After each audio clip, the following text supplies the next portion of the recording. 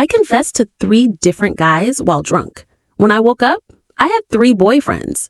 The day they found out about each other, they cornered me at my front door. Mia, you'd better explain what's going on with these 2. Babe, am I not enough for you? You really play the field, don't you? You can only choose one of the 3. I asked weakly, Can I have all 3? Hello, my friends. I'm Claire, and this is Claire Love Stories. I hope you enjoy this story. At a get-together with my best friend Grace, we were talking about a popular TV show where the main character dates 3 guys at once. Grace swirled her wine glass. That character is a master juggler, just like you. Her time is filled with boyfriends, yours is filled with work. I shook my head with a bitter smile. She smells of perfume. I just reek of office drone fatigue. Our glasses clinked. In my drunken haze, I somehow ended up sending confession messages to 3 guys I had crushes on. Waking up with a hangover, I ignored the 99+ messages on my phone to rush to work. I muttered complaints about Grace while getting ready, and as I left, I saw breakfast, a hangover cure, and honey water hanging on my doorknob. That girl, she can be thoughtful. I had just clocked in and breathed a sigh of relief when a hand pulled me into the supply room. He covered my eyes and pressed me against the wall. Babe, I've missed you so much, he whispered, his warm breath on my neck. His deep voice was incredibly seductive. It sounded like the new guy in our department. I frowned, my tone serious. Ethan, stop messing around. If you don't like me, why did you confess to me yesterday? Confess? I froze. Was I still dreaming? Ethan looked hurt and pulled out his phone.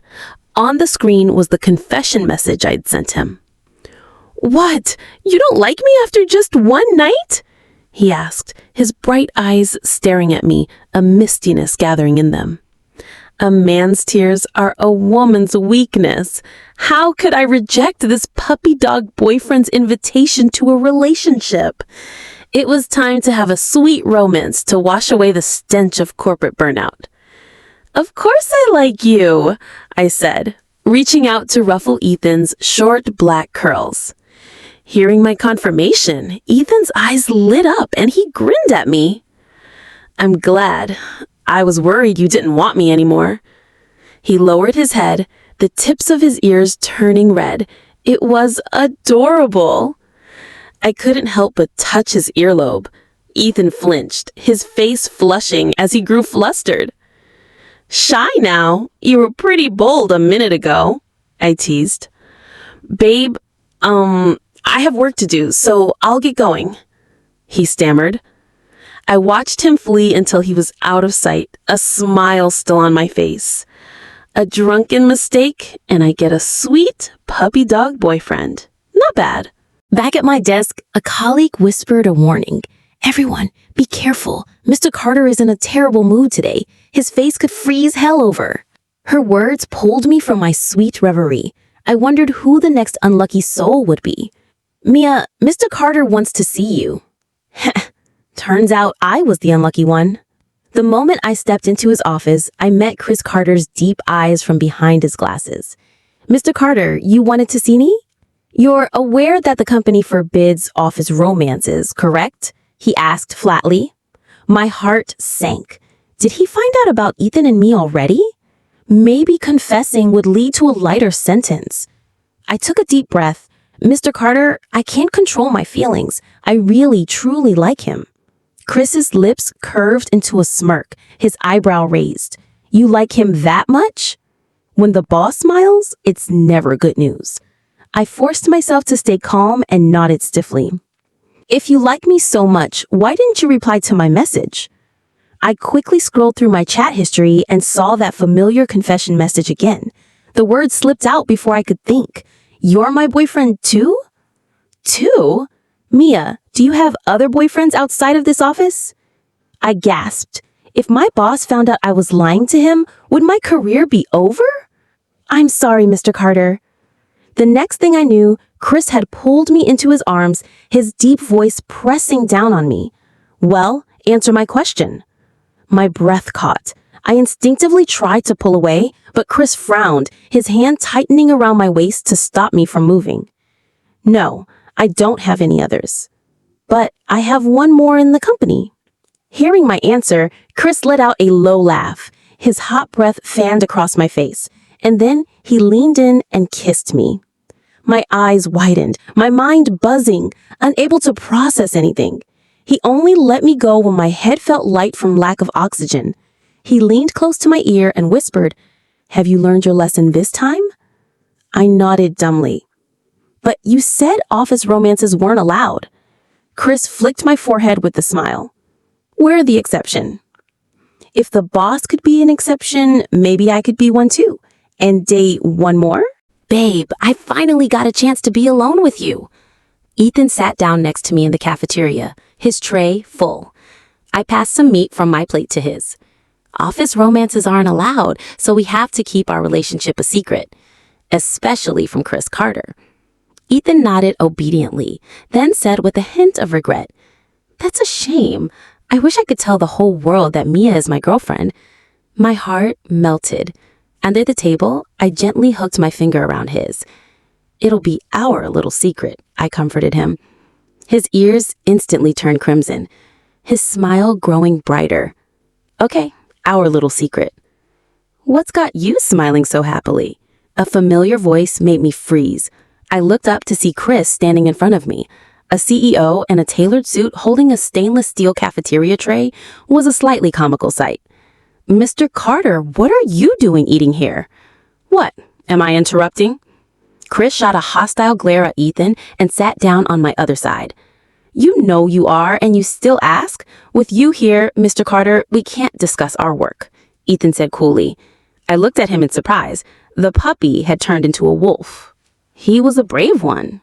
As our eyes met, Ethan gave me a mischievous wink. Under the table, his hand tightened on mine, as if declaring his sovereignty. He mouthed 3 words to me. "Our little secret." My face burned, and I quickly looked away, pretending to be calm, but my palm was already sweating. Was our first day together going to be this intense? Chris's face was dark as he watched Ethan and me. The air around us grew cold. "Discuss work during work hours. If your skills aren't up to par, practice more. Don't take up other people's meal times," Chris said grimly. Seeing the tension between them escalating, I worried things would get out of hand. I secretly tugged on Chris's sleeve. "Mr. Carter, I was the one who started the discussion with Ethan. Can we just eat first?" "Ethan? You two are quite familiar," Chris said through gritted teeth. He took my other hand under the table, his thumb stroking the back of it. The warmth from his palm seared through my skin, making my ears turn red. "Huh?" He raised an eyebrow at me, reminding me of the heart-pounding moment in his office. "Just colleagues." As I said it, Ethan's hand tightened its grip. I shook our joined hands gently to reassure him. Chris seemed satisfied with my answer and intertwined his fingers with mine. "Babe, want a chicken leg?" Ethan launched another offensive, putting the chicken leg from his plate onto mine. Chris was faster, pulling my plate away and placing the chicken leg from his own plate in front of me. "I'll take care of my own person." Everyone in this company is Mr. Carter's person. How come we don't see you taking care of everyone else? My head was spinning from the bickering on both sides. I hadn't eaten anything this morning, and now both of my hands were held captive. By the time they stopped arguing, they noticed I hadn't moved. "Babe, why aren't you eating?" "What's wrong? Not to your liking?" I looked at the chicken leg in front of me, swallowed hard, and felt like crying. I wanted to eat, but could you two please let go of my hands? Under their concerned gazes, I looked from one to the other and forced a dry smile. "I'm not hungry. You two eat." And so, for the rest of the meal, I could only watch with my mouth watering as my 2 boyfriends competed to see who could eat more faster. A domineering CEO on my left, a sweet puppy on my right, and I had no hands to eat with. This must be the price of 2 timing. I'd been on edge all day at the office. I finally relaxed after getting out of Chris's car. As I walked slowly up the slope, a familiar male voice called out from ahead. "Are you a snail? You're walking so slowly." I looked up. Jake Miller was leaning against the lamppost, one hand in his pocket, waiting for me. Seeing my slow pace, he strode towards me. I glanced back. The black Maybach was still there. Then I looked at Jake, who was getting closer and closer. My heart leaped into my throat. I'd had enough drama for one day at the office. I didn't want any more. "Stay right there," I shouted, then broke into a run on my high heels. I grabbed his arm and desperately pulled him forward. Jake naturally took my laptop and bag from me and took my hand with his other. I froze, a wave of anxiety washing over me. Could it be? Was Jake also my boyfriend? "Why are you so nervous? Is that your boyfriend?" Jake asked, glancing at the car behind us. I swallowed and blurted out a lie. "It's a rideshare." Jake sighed in relief. "I thought I was the other man for a second, and you were hiding from your official boyfriend." A cold sweat broke out on my forehead. Actually, he wasn't the other man. He was the third other man. "Maybachs are doing rideshares now?" he asked. I didn't dare answer. While I was dazed, he had already taken my hand and was leading me towards my apartment. My heart raced and my cheeks burned. "Weren't you on a business trip? Why are you back so suddenly?" He turned his head, speaking awkwardly. "Texting felt too impersonal. I wanted to tell you in person that you have beautiful eyes." My ears grew hot. I met Jake's sincere gaze, and the explanation I was about to give died on my lips. "I'm already dating 2. Why not make it 3? Grr. My stomach growled at the most inappropriate time. Jake tapped my head. "Skipping meals again? Your stomach must be so lucky to have you." This guy hadn't changed. His words had been sharp as poison since we were kids. To escape his nagging, I used the excuse of taking a shower. When I came out, there was a glass of honey water on the table. Jake was wearing a pink Hello Kitty apron, his expression focused. He heard me and turned around. He frowned when he saw me and pulled me into his arms. I could smell the faint, pleasant scent on him. My breathing became erratic. My heart pounded. I reached out to push him away, but he stopped me. "Don't move." He took a towel and started drying my hair. His movements were clumsy but gentle and patient. I stared at Jake's serious face. He was quite attractive when he wasn't talking. The next second, his lips moved. I knew he was about to say something snarky, so I covered his mouth with mine. By the time the long, passionate kiss ended, I felt hot all over. Jake's Adam's apple bobbed. His dark eyes were filled with a melting tenderness. My phone buzzed with notifications. I glanced at it on the table. "Babe, I miss you." It was Ethan. Jake noticed my strange reaction and looked towards my phone. My heart was in my throat, my hands clutching his shirt. The screen went dark, and the feeling of suffocation subsided. But just a second later, the screen lit up again. This time, it was a call from Chris. My heart leaped into my throat again, a string in my brain snapping taut. "Who's calling you this late?" Jake reached for the phone. I snatched it before he could, throwing it towards the sofa. Thud. The sound of money hitting the floor. Wincing internally at the cost, I pretended to be angry. "It's that damn boss making people work this late. Just ignore him." "Is that so?" The phone kept ringing. Jake's gaze fell on my face, his eyes darkening. A complex emotion flickered in them. Faced with his questioning, I panicked. I wanted to run, but my wrist was held firmly in his grip. I forced myself to stay calm and changed the subject. "I'm hungry." Jake let me go and went into the kitchen. He left after we ate. Today, I'd gained 3 boyfriends. Looking at my shattered phone on the floor, I didn't know whether to laugh or cry. I had somehow become the main character from that TV show.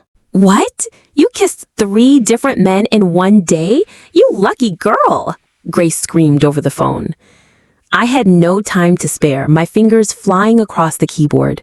To Ethan, I replied, I miss you too. To Chris, I replied, kisses. Finally, to Jake, I replied, good night. And with that, my day of romance was over. After replying, I collapsed onto my bed. Grace's incessant voice buzzed in my ear. You either date no one or you date 3 at once. You've really become a master juggler. Everything today happened too suddenly. The mistake was made. For now, all I could do was maintain the status quo and slowly figure out a solution. I borrowed a line from the TV show's Heroine. Date 1 and you'll get lovesick. Date a 2nd to keep yourself from getting too attached. Date a 3rd and you have another option. Which of the 3 do you actually like? Grace couldn't help but ask. I paused, thinking it over. Each of them had his own good qualities. Only children make choices. If I could, I'd take all 3. From that day on, I became a master of time management, embarking on a thrilling and nerve-wracking 4-way relationship. In the morning, Jake would prepare breakfast for me and drive me to work. As soon as I arrived at the company, I'd see Ethan's sunny smile. He would always pretend to be getting water and walk by my desk, leaving a small cake or slipping a few candies into my hand. I don't know if it was a coincidence or if he was just that observant, but everything he gave me was something I liked, and on each item there would be a sticky note telling me how much he missed me. The supply room and the stairwell became our secret dating spots. Whenever he saw me chatting with a male colleague, he would jealously pull me into the supply room, his eyes moist as he looked at me, his tone a mix of hurt and accusation. Babe, can you stay away from Mr. Adams? I would reply seriously, we were just discussing work. Ethan would interrupt, I'm jealous. I would reach out to ruffle his hair, but he would dodge it. Seeing him jealous was both exasperating and amusing. I would cup his face with both hands and force him to look at me and give him a light peck on the lips. Don't be mad, okay? He would wrap his arms around my waist and act spoiled. That's not enough. So I would cup his face and kiss him all over until he was blushing furiously. After reapplying my lipstick, I'd receive a direct and domineering message from Chris. Come to my office. I miss you. That's right, the office was my dating spot with Chris. Every time I went to his office, the first half hour would be a serious work discussion. The second half hour was our dating time. He would use the excuse that my lipstick was too dark and then proceed to kiss it all off before he was satisfied. Every time I came out of his office with red-rimmed eyes, Ethan would feel sorry for me, thinking Chris had yelled at me. He had no idea I was cried out from being kissed so much. Because of the choice of locations, the chances of Ethan and Chris meeting were greatly reduced, but whenever they did, their glares looked like they wanted to tear each other apart. Ethan would say, Babe, stay away from that old man Chris. He doesn't look like a good guy. Chris would say, that intern isn't focused on his work. He's always following you around, calling you babe, like a peacock showing off. It's an eyesore. But company was a thrilling battlefield, but coming home to Jake was a warm harbor. On the sofa, I would curl up in his arms to watch movies. When things got heated, he would hold the back of my head and kiss me deeply. Ethan was the spice in my tedious work life, having a handsome, sweet guy obediently keeping you company during overtime who wouldn't be moved. Chris solved my work problems and helped me close deals with clients. He was practically my god of wealth. And Jake was my warm sanctuary, a place where I could let down my guard after a long day and receive care and warmth.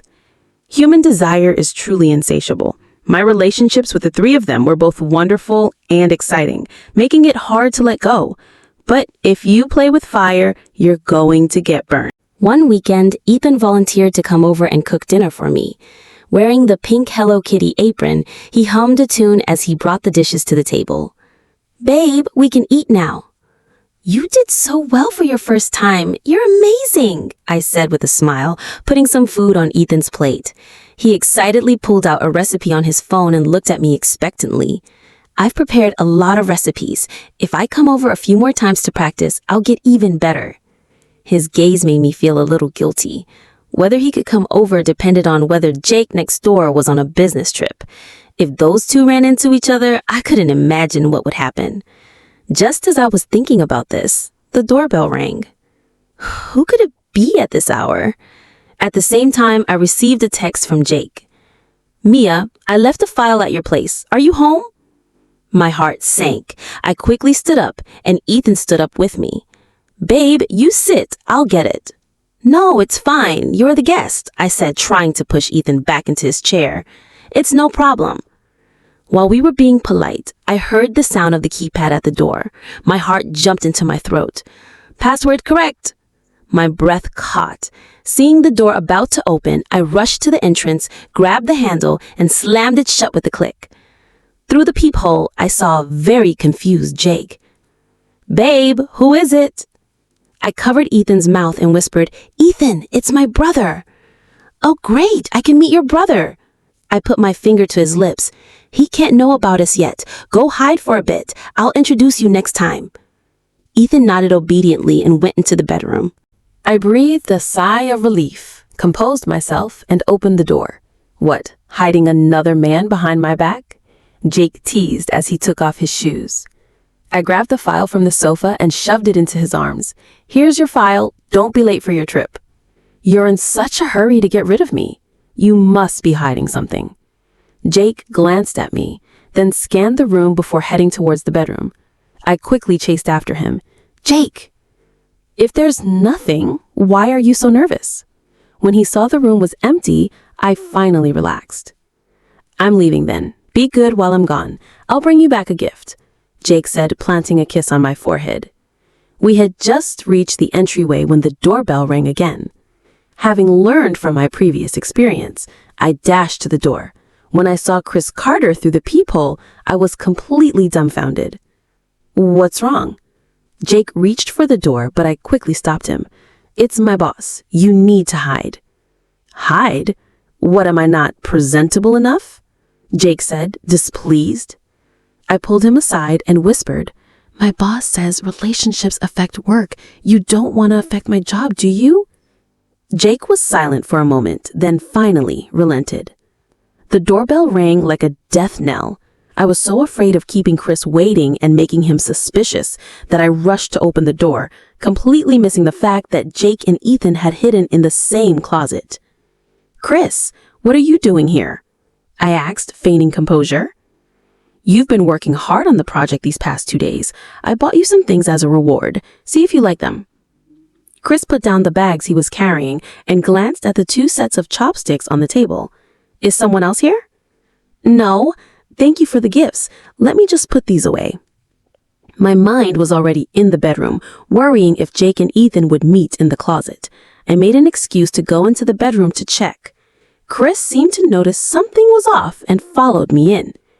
Mia, something's on your mind. I quickly averted my gaze.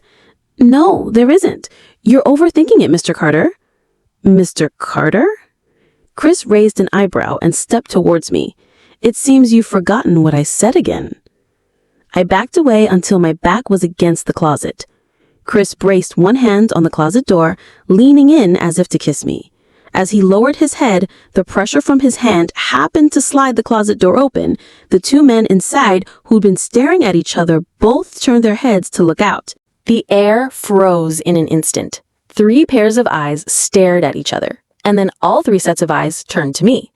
A cold sweat broke out on my back. My mind exploded, and my eyes darted around in a panic.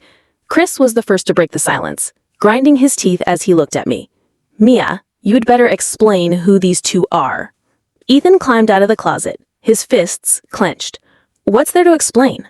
Mr. Carter, aren't you overstepping a bit managing your employee's private life? Right, bro?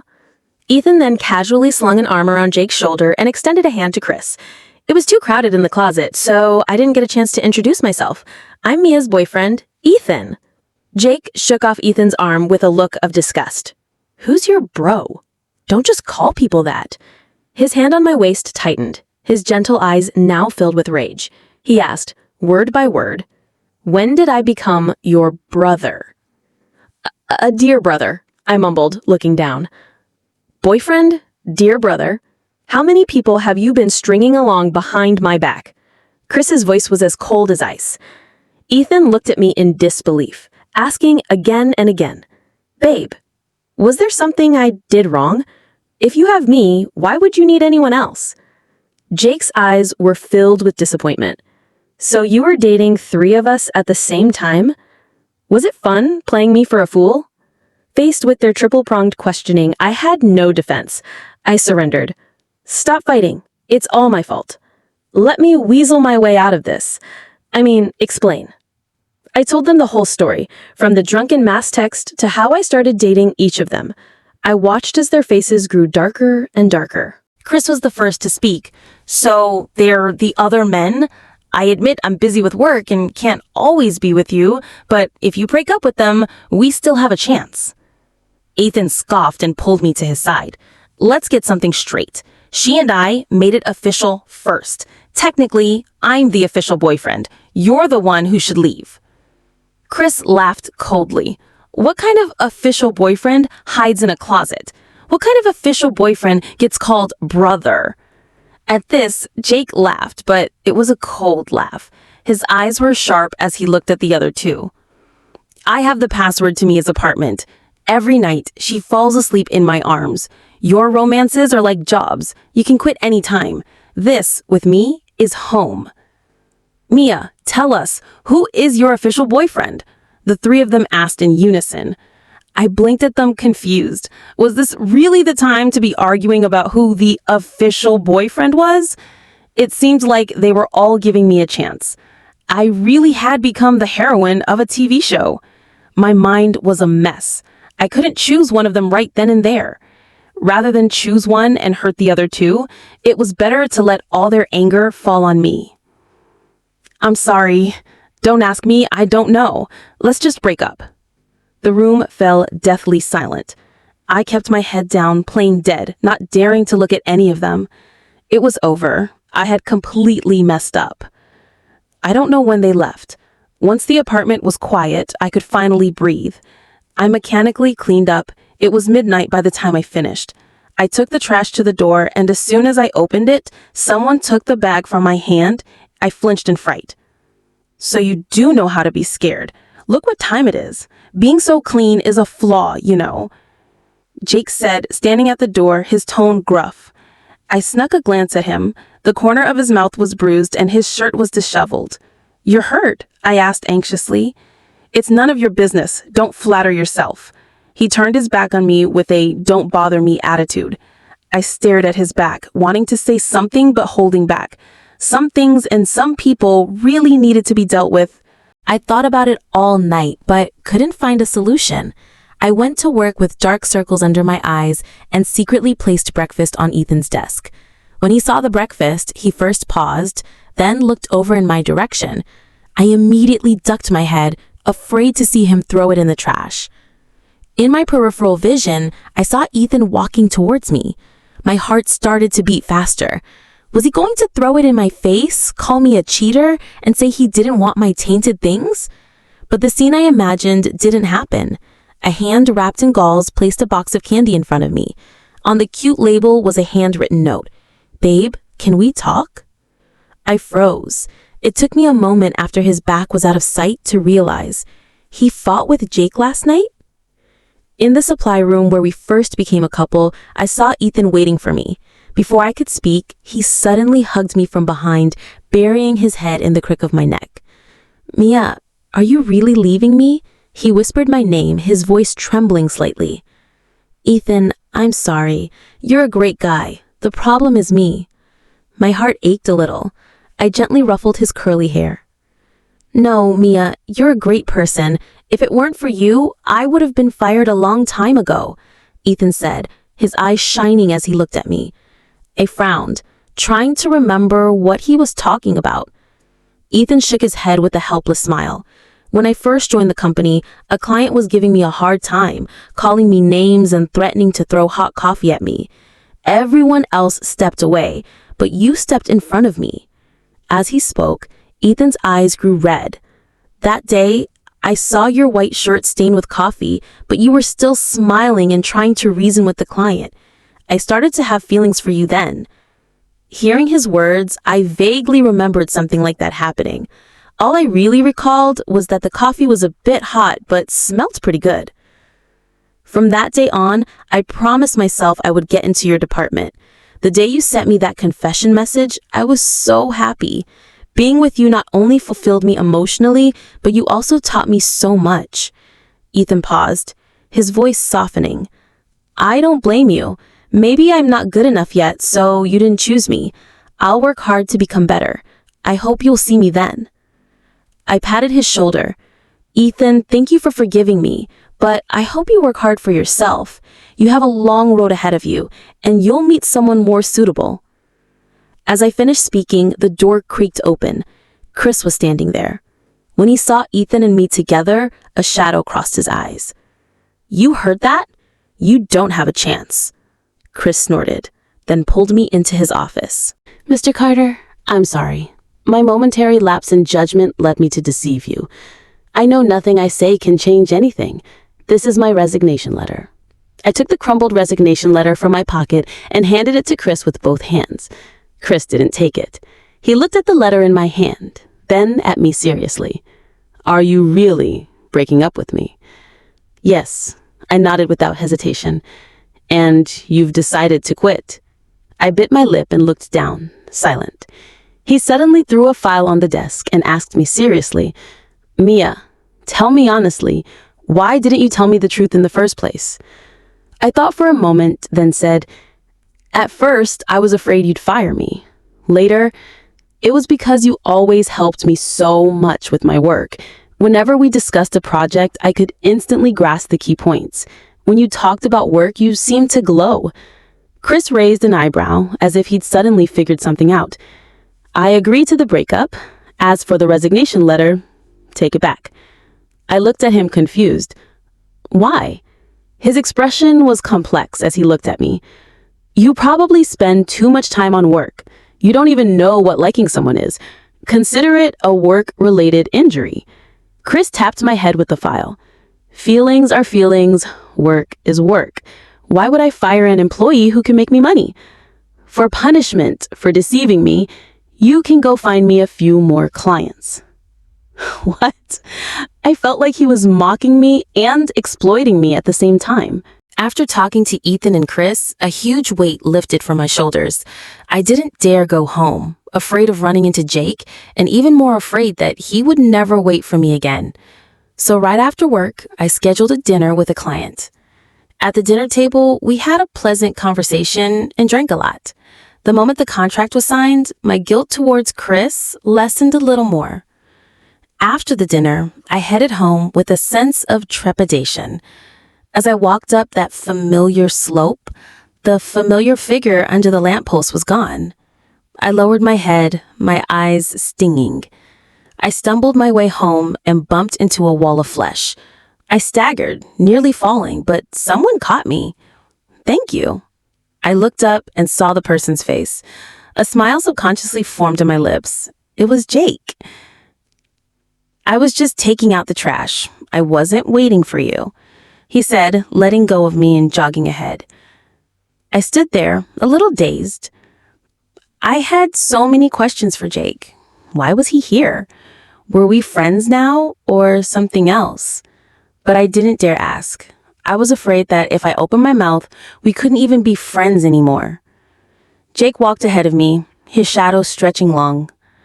I looked at his back. We weren't far apart, but I felt like I was losing him. "Jake?" I finally couldn't help but call out. He flinched slightly, but then started walking again. I called out again. "Jake, my feet hurt." He stopped, his back to me, not saying a word. "Jake, I said my feet hurt."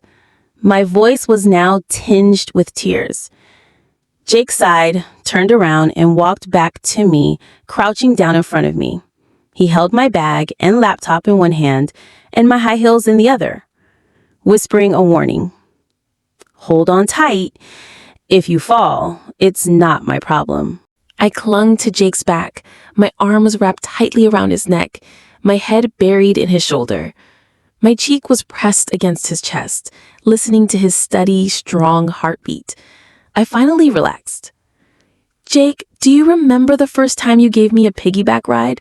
I mumbled. He stopped and replied gruffly, "I don't remember anything. Don't try to play the sympathy card with me." I pursed my lips, my tone a little disappointed. You don't remember, but I remember it clearly. In elementary school, I was much shorter than the other kids. For the Children's Day performance, Jake was cast as the prince, and the other girls got to be Snow White. I had to be a dwarf. I cried and begged the teacher to let me be Snow White, but in the end, I played the dwarf with tears streaming down my face. After the performance, I was crying backstage. Jake gently wiped my tears with a tissue and pulled me back onto the stage. What are you crying for? I'll perform it with you again. This time, you're the princess. My princess. He stood on stage, looking at me with deep affection, and performed the entire play with me. The stage was dark that day, but Jake was glowing. On the way home, I whined to him. Snow White rode in a pumpkin carriage. I want one too. Jake complained about what a pain I was, but he became my pumpkin carriage and carried me home on his back. Thinking of this, a faint smile appeared on my lips. Who says I don't remember? I was a perfectly normal person, and I had to be a pumpkin carriage just to coax a little girl, Jake grumbled, though the tips of his ears were turning red. As we neared my apartment, Jake asked in a low voice, Is it all sorted out? Yes. So now that they're sorted out, is it my turn? I didn't know how to answer. Jake put me down at the door and turned to leave. I stood there, staring blankly at his retreating back. My heart felt like it had a hole in it. I had never felt this way before. I didn't want to let him go. I wanted to be closer, to know him better. I can't let him leave, or we're over. The thought echoed in my mind like a mantra. Jake? I ran towards him barefoot and grabbed his shirt from behind. Jake, do you still like me? Have we broken up?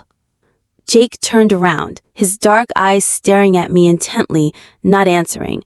I held my breath, my hand slowly letting go of his shirt. I think he hates me now. To ease the awkwardness, I forced a dry laugh.